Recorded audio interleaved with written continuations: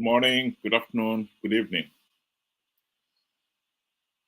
Yesterday, I posted a video and I was addressing the issues being raised by this Mnangagwa 2030 agenda. It is right that people should say no to it, but it's not going to be a walk in the park. Right now, anyone who appreciates what has been going on here will tell you that Zanu PF has got two choices before them. They can either rig the 2028 elections or hold a referendum in which they're proposing to postpone the 2028 elections. Which of the two would they choose?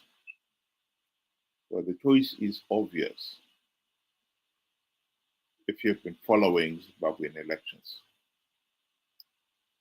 Obvious in the sense that it is easier to rig the referendum, and it is even easier to get away with it. Rigging election is tough enough. Getting away with it is getting increasingly difficult, as we saw in the 2023 elections. Gone are the days when Zanu PF could bribe Chamisa and company to participate in flawed elections, and they would con their supporters to participate in their numbers, giving the process legitimacy. What we saw happen in 2023 has shaken that. Because although Chamisa and company participated in the flawed elections and they got their supporters to participate in their millions, SADC and the AU election observers still went ahead and dismissed those elections as flawed. Yes, SADC leaders decided to ignore the SADC report. And I think we know one of the reasons why that was the case. ANC in South Africa, for one, had said all along that it would support Zanu PF. It was against regime change. The party was determined to ignore the democratic will of the people of Zimbabwe and allow Zanu PF rig the elections and get away with it. Because ANC was hoping that it too would benefit from this mentality of keeping those parties that were involved in the liberation war in office. And so when South Africa had their own elections in May last year, 2024, and ANC lost its majority for the first time, the message was loud and clear. If Zimbabwe had held their elections after the South Africa elections, I do not think that ANC would have supported ZANU PF. I believe SADC would have denied ZANU PF political legitimacy. So 2028 elections, going into 2028 elections with the background of ZANU PF rigs elections, as the 2023 SADC report showed, would have made life very difficult for ZANU PF. As much as they could count on the opposition, Zimbabwe's opposition, to participate in those flawed elections and con their own supporters in turn to participate, ZANU PF could not count on SADC this time endorsing another rigged election. So going into 2028 election to rig for ZANU PF, even if we put aside who is the ZANU PF candidate, because either Mnangagwa or whoever it is, they have to rig the 2028 elections if ZANU PF was going to stay in power. Rigging and staying and getting away with it was clearly going to be a serious challenge. So this option of postponing the 2028 elections has appealed to ZANU PF. Even those who are against Mnangagwa staying on. Because the penny has dropped that even if they were to swap Mnangagwa for somebody else, ZANU PF rigging 2028 elections and getting away with it is not going to be easy. And so the option of amending the constitution to allow Parliament to postpone the 2028 election is appealing.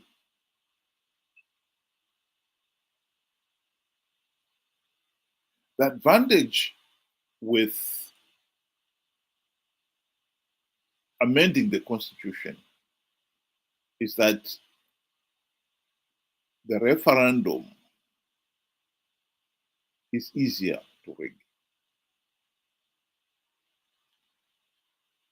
The rules of how that referendum will be conducted are yet to be finalized. But judging from the 2013 referendum to approve the 2013 constitution, the process was very relaxed. Voters did not have to bother about the voters' roll on the day of the referendum. They only had to produce their ID card. And most significantly, there were no outsiders, AU, SADC, to observe the process.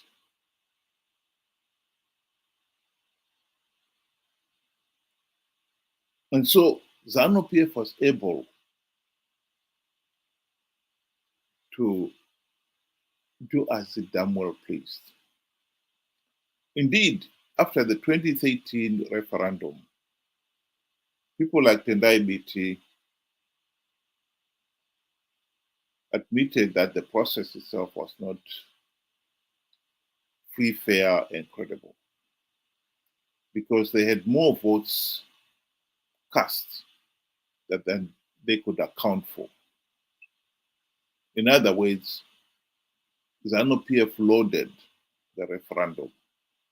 The party was so desperate to have the new constitution approved with an overwhelming majority, 95%,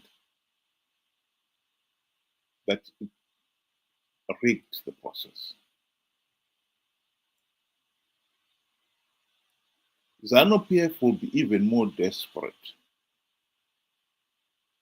to win the referendum postponing the 2028 elections. Mnangagwa is desperate to stay in power. Make no mistake about that. ZANU PF MPs, senators, and local council, and even the opposition own elected officials, they know that postponing 2028 election is a gift that they cannot refuse. Many people will know that if elections are called, they'll be very lucky to hang on to their position.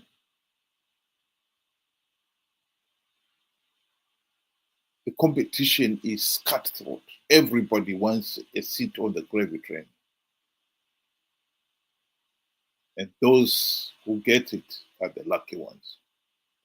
And so, having got their seats in the 2023 elections, if it can be postponed by another 2 years, who can possibly say no to that?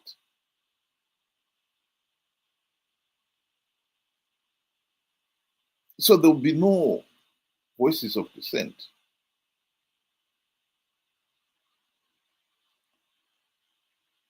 The problem here is that if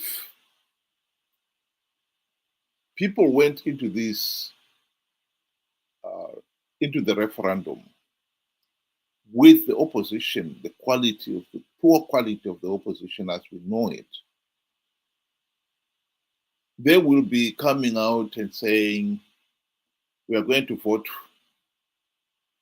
for no in the referendum.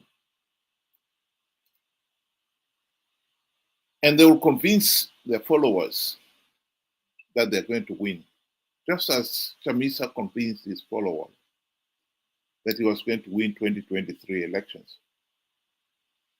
when he knew fully well that he was not going to win. And most significantly, that participating will give the process legitimacy. The same will apply to the referendum. Participating in a flawed process in which the process is so flawed, it's even more flawed than the election. Because at least the election, there are some rules and there are also observers. ZANU PF will have no observers. And the rules is whatever rules that ZANU PF come up with. And at the present moment, Parliament will make the final decision.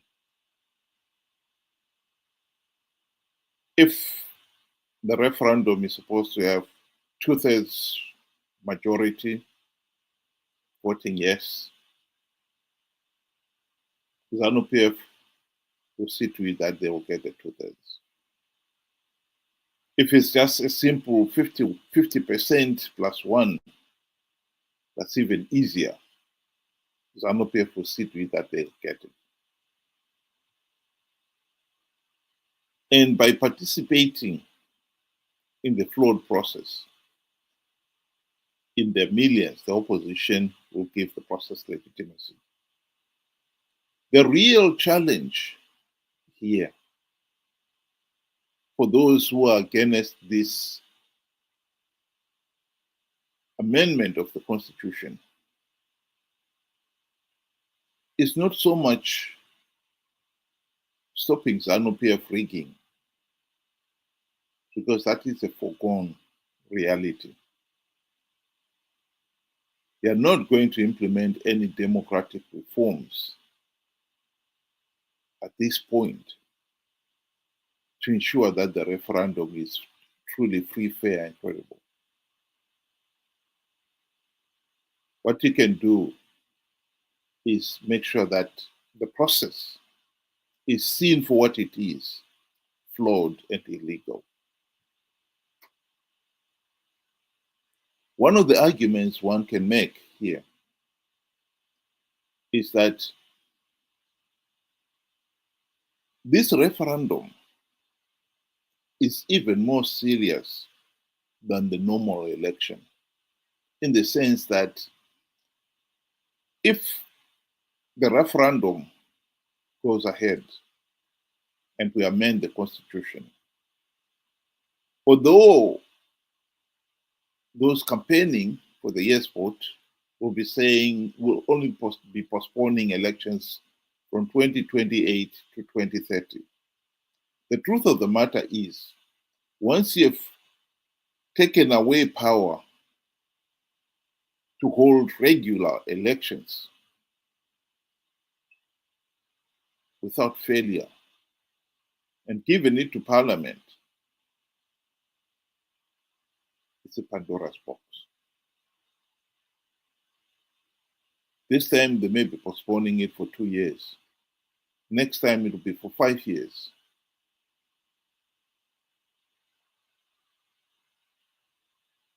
In other words, this referendum is actually giving Parliament the mandate far beyond the 5 years. So if we have to have a verified voters roll, we have to have observers making sure that that process is free, fair, and credible for the elections, giving the elected officials a mandate of 5 years. Surely, if we're going to give these same officials a mandate of 5 years or more, because once they've been elected, they can postpone the elections. We have got to make sure that that process is truly free, fair, and credible. And so the idea that we can just go to the referendum with no verified voters roll, with no observers, is ridiculous. More so when you look at a situation where 2023 elections, we had observers and they condemned the process as flawed and illegal. Nothing has changed since the 2023 elections. And so we can expect in the referendum the same flaws and illegalities to be repeated. And yet, we are doing something even more significant than merely voting and giving a mandate for 5 years, which we know every 5 years, at least we've got a chance to revise it. Now we are finding ourselves in a situation where we are giving somebody an indefinite mandate. Participating in this flawed referendum will give the process legitimacy. There is absolutely no chance that the process will be free, fair, and credible, given the history of Zanu PF.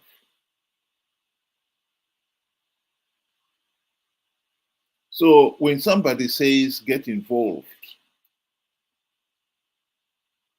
say no to 2020 to 2030, saying no and getting involved, one has got to be careful what they're doing.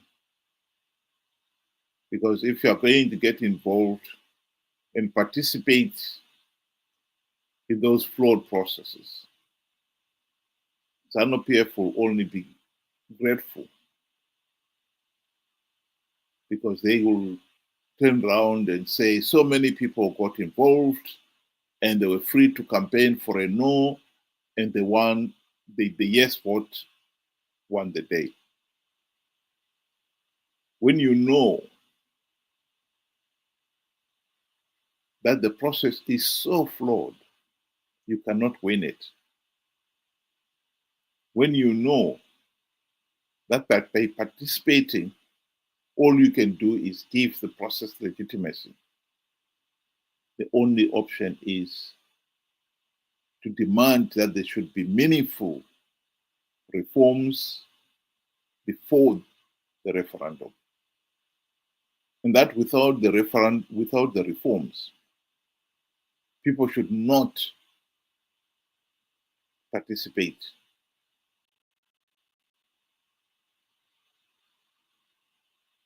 It's not going to be easy. It was much easier not participating in the 2023 elections. With observers, they would have seen that people did not participate. But in a referendum where there are no observers, that would be more difficult. But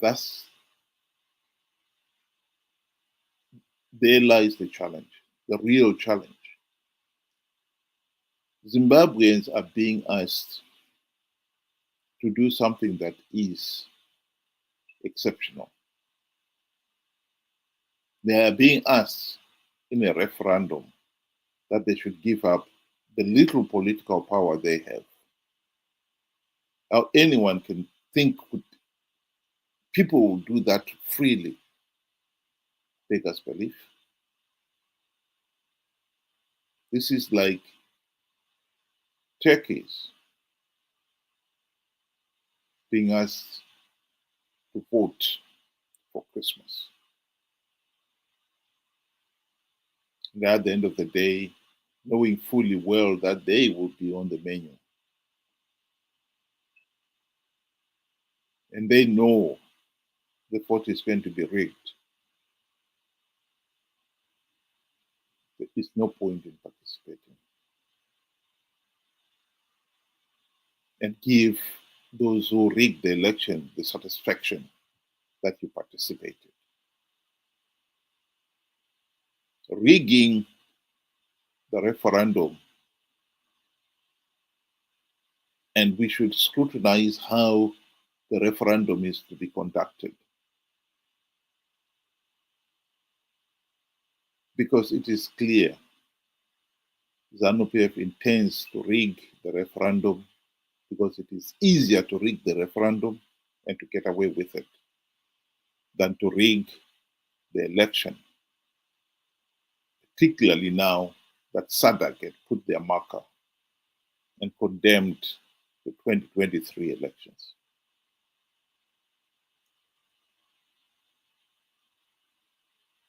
Totally agree. The choices are very hard, and the challenge is much greater than it was in 2023.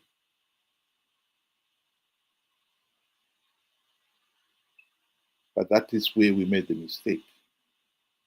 We should not have participated in 2023 and gave the regime legitimacy. Now we have got an even bigger challenge. Stopping the regime, amending the constitution, giving members of parliament the power to extend their mandate beyond the normal 5-year.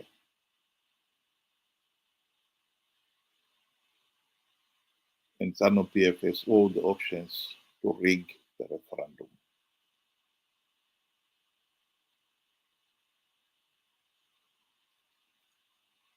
This debate, this challenge, is the biggest challenge of our generation. Because once they've changed that, amended that constitution, getting it put right again it's going to be even tougher.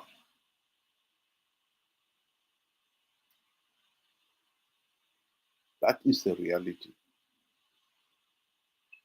In Shona, we've got a saying that Kwendanete,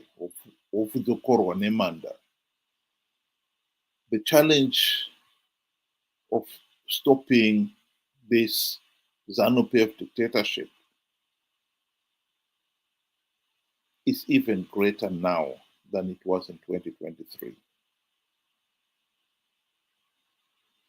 How we are going to achieve that, how we are going to stop this regime is a challenge.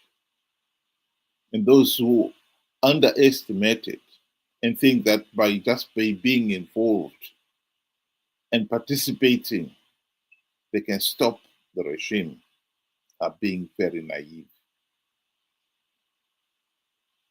Stopping ZANU PF rigging the referendum is not going to be a walk in the park. And we should stop listening to the same village idiots who conned people to participate in elections in the past on the basis that they have devised ways of winning rigged elections. That was a big mistake. We should not repeat it. That is the number one lesson I would like to leave with everybody tonight. Thank you very much and have a good day. Thank you.